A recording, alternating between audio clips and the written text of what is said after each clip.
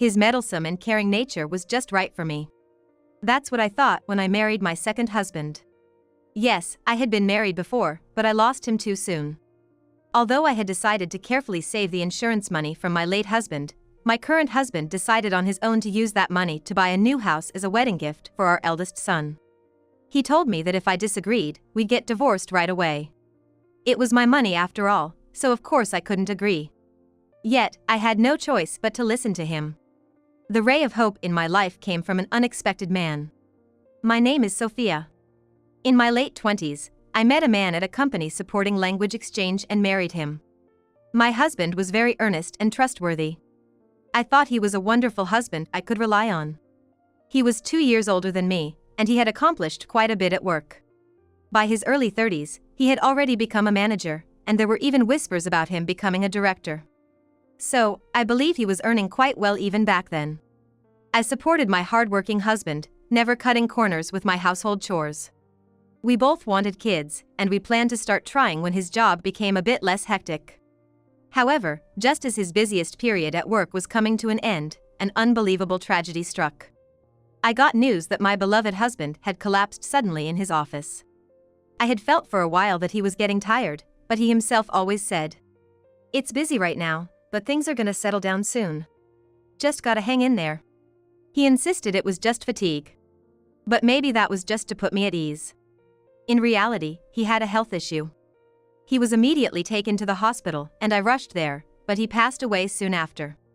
Even though we were in different departments, we always talked and were close at home. I couldn't believe that he was gone just 5 years after we started dating. I regretted not noticing his health issues and felt powerless. I was devastated and so shocked that I had to take some time off work. After a few months, I managed to return to work, but I felt like I was just going through the motions. Perhaps my spirits were just constantly down. I became quite sloppy with my household chores. I'd leave things scattered around, even valuable items that should have been locked in a safe were left out in the open. Laundry was left untouched, and I only cleaned if things got really dirty. Perhaps it was a reaction to everything that had happened. The insurance money from my husband was $1 million. He earned a lot, and that money was transferred to me. But honestly, I didn't need that money at all. All I could think about was wanting him to come back to life. I've been able to keep working just to stay alive, but I felt that if I stayed this way, I'd never meet anyone again. But then, a man who brought light into my life appeared.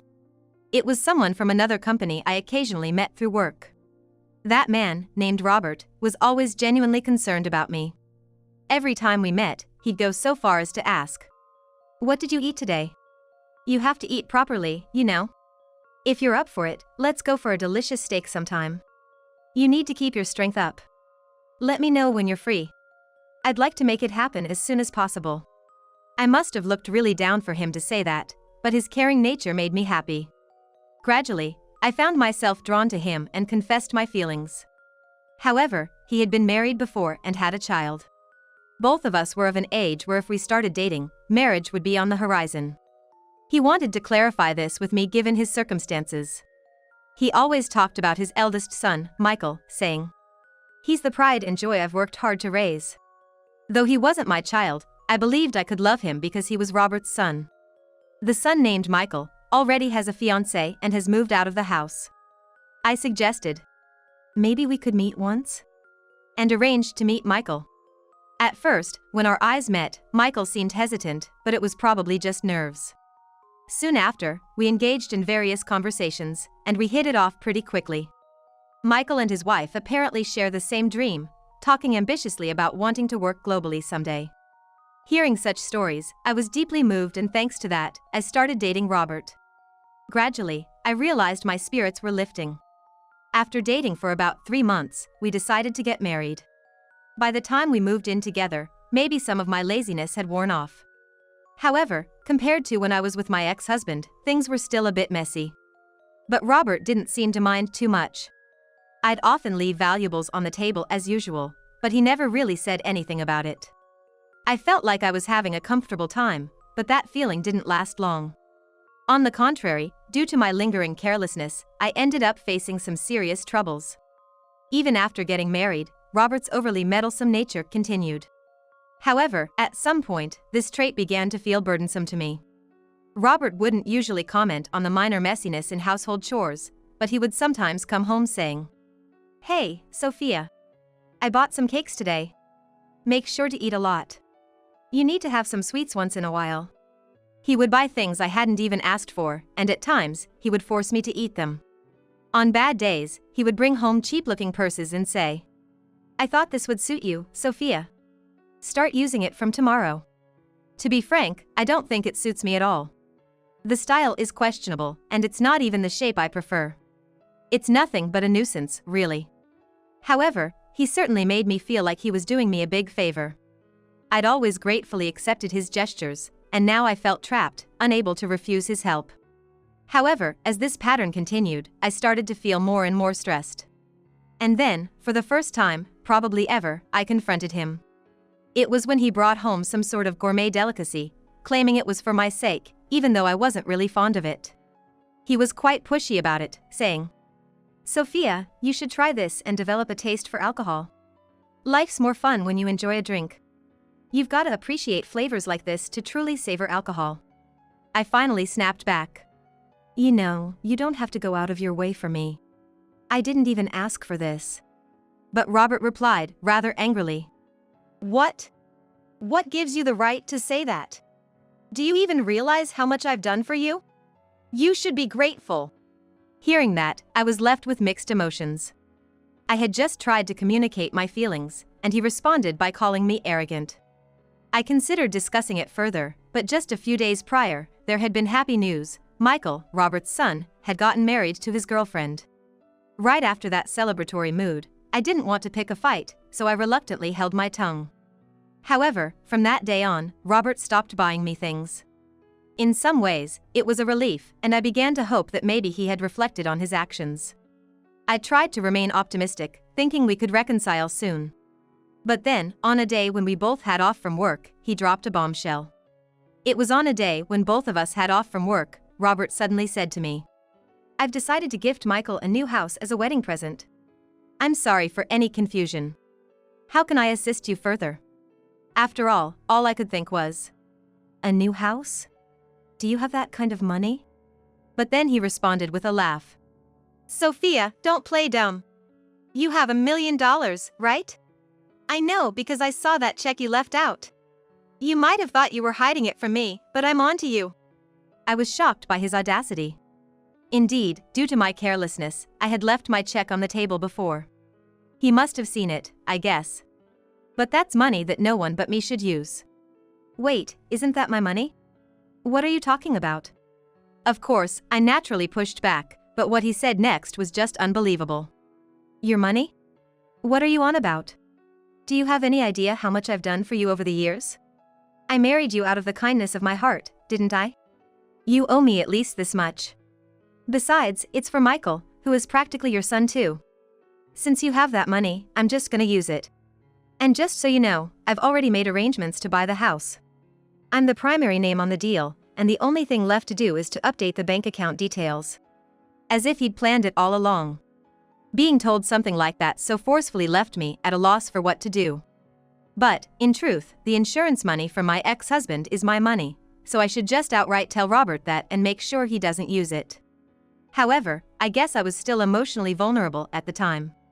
I had honestly taken his words about doing this for my sake to heart. There's no denying that his personality had helped me through some tough times. Thinking about that, I couldn't argue back. But that doesn't mean I'm okay with Robert using the insurance money from my ex-husband. With my emotions in such turmoil, he delivered the final blow, saying, "By the way, if you don't let me use the insurance money, we're getting divorced." He said this with quite a bit of arrogance. In that moment, my trust in Robert began to crumble. But I felt helpless to resist. Naturally, Michael and his wife would be thrilled with such news, so I felt like I had no allies left. Given the circumstances, I found myself wondering if I just had to resign to the fact that the $1 million had become his. With these thoughts, I gave no reply and just went to bed that night. My mental state was in complete darkness. But a glimmer of hope was brought to me by a man. The next day, I received a call from a certain gentleman, and I was able to pull myself out of the darkness. You could say my perspective changed. It led me to make a decision. The day after the call, I spoke firmly to Robert. Robert, I'm sorry about yesterday. For now, let's proceed with our discussions through this attorney. I handed him the business card of a divorce attorney. He looked quite surprised. He had brought up the topic of divorce himself, but probably didn't think I would actually go through with it. Hey, are you serious? To be honest, he was taken aback. But I really want to divorce him. However, arguing with him wouldn't lead to an easy divorce. So, I told him. Don't worry, I'm leaving the check here. With that, Robert's expression seemed to lighten up a bit. But he probably never expected that I'd go to such lengths to ask for a divorce. Well, do as you please. I'll make sure to buy a house for Michael. Saying that, he took the business card. I started preparing to move out. The next day, I left the house. Still, Robert probably thinks I'll come back soon, and he's probably filled with pride, thinking he's doing Michael a favor by buying him a house. But that's never gonna happen. Robert really doesn't get it, I thought, chuckling to myself. It was just a week after I left the house. I got a call from a certain lady. It was from a woman, none other than Robert's ex-wife and Michael's real mother. Sophia, right? Nice to meet you. I'm Juliana, Michael's biological mother and Robert's ex-wife. I was shocked. Why would Robert's ex-wife suddenly call? I wondered if she had some grudge against me. But no, she actually had an interesting story to share. It seems Robert's in a tight spot. Starting with those words, she explained to me the reason she decided to call. Apparently, Robert, despite signing a contract for a new house for Michael and his wife, hit the reality that he couldn't afford it. What happened? Where's the check? Where's Sophia? Robert was in full-blown panic. I suppose that makes sense. I currently have the check. Sure, I did tell Robert I'd leave the check, but I never mentioned it was my check. All he needs to think is that I meant to leave Robert's own check behind. It might be a bit forceful of a way to do things, but unless I do this, I won't be able to get away from him and I'd risk him using that precious $1 million. Moreover, Michael himself never really wanted a brand new house to begin with. Yes, the man who called me that day was Michael. He told me, "My dad just started talking about buying a house without even asking me. It's always been this way. He'd do stuff for me without me asking, then demand gratitude, and then expect something in return. Sophia, or should I say Mom, haven't you experienced the same?" That's what he truly felt. According to him, the main reason Robert got custody was simply because his wife at the time didn't have the financial capability. Robert had told her to focus on housework since he would work and provide for them. But maybe it was too overbearing and uncomfortable for her. I feel the same. And that's why she decided to divorce. Michael had no choice but to go with Robert, but he always looked at his father with those feelings. However, after getting a job and getting married, Michael always told Robert about his plans to work and live overseas with his wife. Despite them expressing this, Robert seemed to have stopped them by offering to buy them a new house. Michael and his wife were just fed up, and that's what he confessed to me. Hearing that, I recalled something. The first time Michael met me, he had a hesitant expression. It wasn't just nerves at the time, he was probably concerned for me. Anyway, with that said, I too had my reasons for wanting to move overseas. Mainly for work, as I had interacted with various foreigners and had grown an interest. But more than that, I just wanted to be far from Robert. I understand he might not be pleased about the check situation. Honestly, I've done nothing wrong, but if I were still in the US, he might come after me. So, the best option seemed to be to go abroad where he absolutely couldn't reach or contact me. The idea occurred to me after Michael gave me a call. And so, now Michael, his wife, and I are in France. When I explained my situation to my employer, they were understanding and allowed me a temporary leave. Given this context, Robert couldn't reach out to Michael or me and had no choice but to call his ex-wife. Michael had told his real mother everything and had even shared my contact details, just in case. But thanks to that, I heard Robert got himself into some hot water. Now, he had no choice but to back out of the new house deal, facing a penalty of close to $100,000. Of course, he doesn't have that kind of money, which led him into instant debt. Perhaps this ordeal made him realize a bit about his nasty personality. In the blink of an eye, he lost his wife and son, and even his money. Moreover, he tried consulting with his colleagues, but given his annoying nature at work, they only made light of his situation, saying things like, "Well, that's some tough medicine, huh?" Nobody seemed willing to help him out. His self-centeredness had led him to this, not understanding others' feelings. Now, it seems he's working multiple part-time jobs from dawn till dusk, trying to repay his debt. As for me, I can speak French due to my job, and I'm thoroughly enjoying my life in France.